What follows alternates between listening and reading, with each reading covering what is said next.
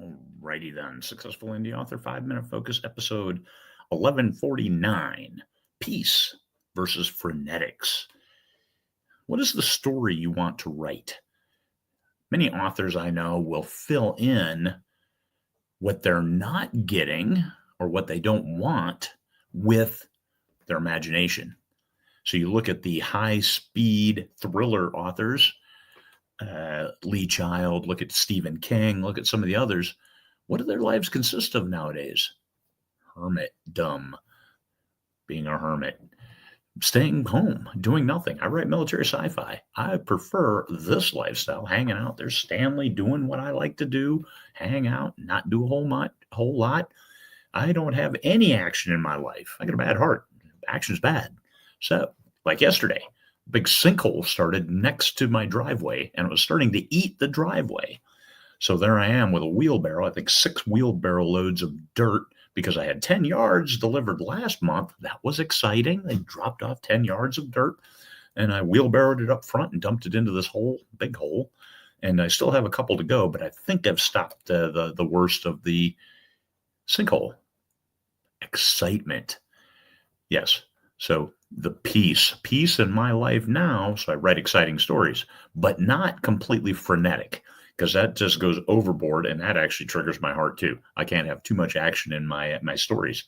So what about frenetics? If your life is complete chaos, I think about some romance authors, especially young romance authors with kids at home, and they are writing very sedate, calm, great emotional engagement in romance stories, and the chaos of their life. They're trying to calm it down with, hey, let me imagine what a calm life might look like. A calm life of spiritual and emotional rewards. And yes, so I think about the authors. I think about all the authors I know, and I think I have a lot of value and faith and confidence that my assessment here, that peace and frenetics are opposite sides of one coin, and each author is that one coin.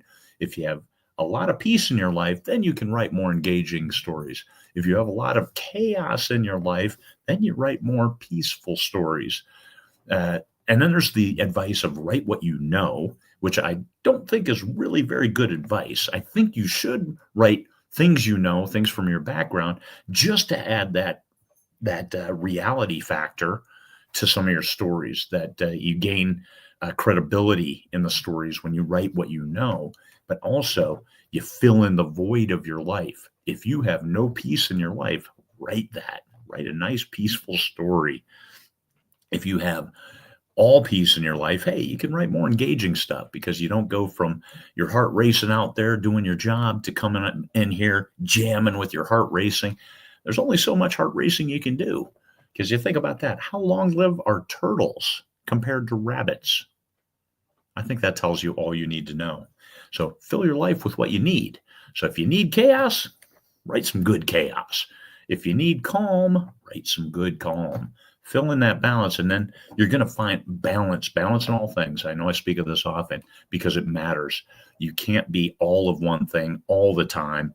Otherwise, you're just going to burn out. You're going to become less than what you can be. You need to have a little bit of each, because if you don't know what the darkness is, then how do you know that something's light? Light, darkness, you need both, because you need the dark, you need the light, things grow better, you need the heat, but you need the cool too. So anyway, that's an author.